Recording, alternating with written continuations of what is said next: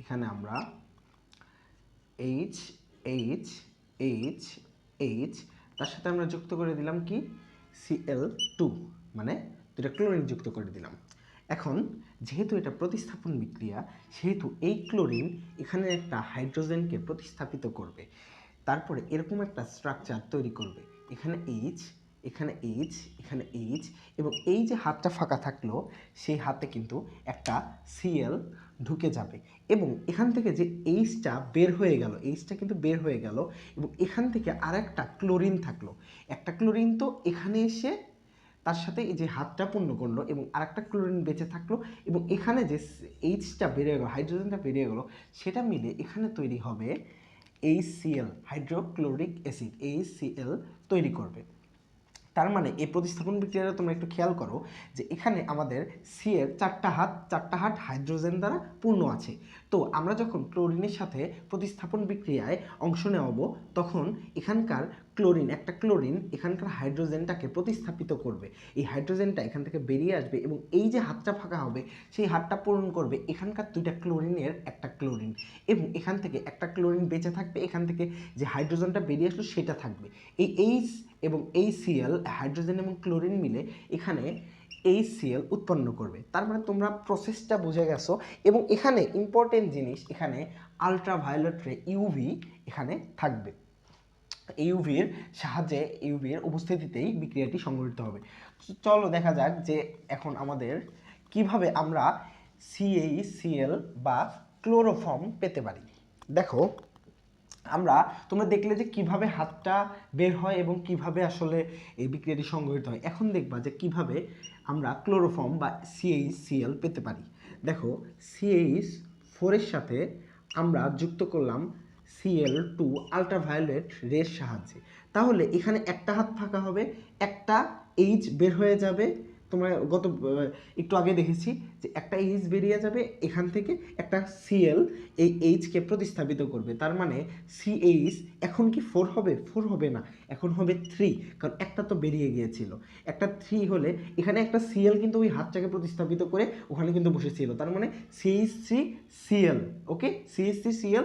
আর ওই যে এখানকার একটা ক্লোরিন এবং এখান থেকে যে হাইড্রোজেনটা বেরিয়ে গেল সেটা এখানে HCl বা হাইড্রোক্লোরিক অ্যাসিড উৎপন্ন করবে। এখন দেখি আমরা তো এইটুকু আমরা কিন্তু বুঝেছি। তো এখন আমরা এই CH3Clটাকে আবার এই বিক্রিয়ায় অংশ নেওয়াবো। যদি অংশ নেওয়াই দেখলাম গতবার কিন্তু এখানে একটা Cl হাইড্রোজেনকে প্রতিস্থাপিত করে এখানে বসছিল। এবার যদি আমরা আরেকবার ওই একই বিক্রিয়া করাই, তাহলে কিন্তু দেখতে পাচ্ছ যে আচ্ছা এটা আছে বর্তমানে এমন, দেখো নিচে একটু খেয়াল করো, আছে বর্তমানে এমন আছে। তার মানে আমরা যদি আরেকটা ক্লোরিনকে এখানে ঢুকাই, তার মানে আরেকটা হাইড্রোজেন বেরিয়ে যাবে। যদি আরেকটা ক্লোরিনকে ঢুকাই, আরেকটা হাইড্রোজেন এখান থেকে বেরিয়ে যাবে। তার মানে এখানে এরকম স্ট্রাকচারটা হবে। তার মানে এখানে হাইড্রোজেন থাকবে দুইটা, ক্লোরিন থাকবে দুইটা, তাই না? হাইড্রোজেন কয়টা থাকবে? হাইড্রোজেন থাকবে দুইটা।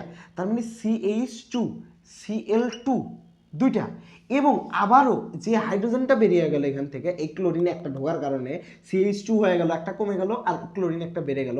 সেই হাইড্রোজেন আবার এখানে অবশিষ্ট থাকা আর একটা ক্লোরিন, সেই দুটা মিলে আবার তৈরি করবে কি HCl, হাইড্রোক্লোরিক অ্যাসিড আবার তৈরি করবে। আচ্ছা এক কাজ করি, আমাদের তো বের করতে বলছে CH3CH3, তার মানে আমরা কিন্তু দেখতেছি যে আমরা যদি এই বিক্রিয়া দুইবার অংশ নেওয়াইলাম তখন CH3Cl, তার মানে এখানে CH3 একটা কমে গেল, Cl একটা বেড়ে গেল, তার মানে এখানে H একটা আছে, Cl তিনটে আছে। তার মানে একবার বিক্রিয়া নেওয়া হয়েছে, এখানে 2 হয়ে গেছে। আরেকবার যদি সেম বিক্রিয়া করাই, H আরেকটা কমে যাবে, Cl আরেকটা বেড়ে যাবে, তাহলে কিন্তু আমরা ক্লোরোফর্ম পাবো। দেখি আরেকবার করাই, দেখি কি হয়, হবে কিনা জানি না, দেখি কি হয়। দেখো CH2Cl2 এটার সাথে আবার Cl2 বিক্রিয়া করাইলাম। আবার তুমি একটু খেয়াল করো যে এখন এটা স্ট্রাকচার কেমন আছে। এখন এটা কিন্তু এই যে এমন আছে যে এখানে হাইড্রোজেন, এখানে হাইড্রোজেন, এখানে Cl, এখানে Cl। এখন বিক্রিয়ায় কিন্তু আমরা দেখতেছি যে একটা Cl কিন্তু ঢুকে যাবে, একটা Cl ঢুকে যাওয়ার জন্য কিন্তু একটা হাইড্রোজেনকে আবার বের হয়ে যেতে হবে। তার মানে Cl এখানে থাকবে, তার মানে H একটা এবং Cl তিনটা, যেটা আমাদের চাইছে। তার মানে আরেকবার আমরা একটু করাই, এখানে থাকবে তাহলে সিএইচ সিএল কয়টা, দুইটা ছিল, একটা বেড়ে যাবে, তিনটে হবে।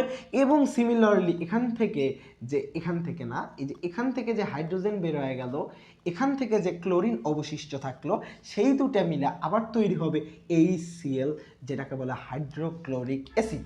এই বিক্রিয়াটা আরেকটা লাইন করা যায়, আরেকটা লাইন করে আমরা CCl4 তৈরি করতে পারি, কিন্তু তোমাদেরকে প্রশ্নে যেহেতু চাইছে যে CHCl3 তৈরি করো, তোমরা এই পর্যন্ত দেখাই দিলে হবে। আর ডেফিনেটলি এখানে ইউভির একটা দিতে হবে। তোমরা এই 3 লাইন করলে এখানে অ্যান্সার, ফুল অ্যান্সার পাওয়া যাবে, 3 লাইন করলেই ফুল অ্যান্সার পাওয়া যাবে। তার মানে ইউভি রশ্মির সাথে আমাদের এখানে CH4 এর সাথে Cl3 ইউভি রশ্মির সাহায্যে বিক্রিয়া করে এখানে এখানে একটা করে হাইড্রোজেন কমে, একটা করে কমে, একটা করে Cl বাড়ে, হাইড্রোজেন কমে একটা করে, আর Cl একটা করে বাড়ে।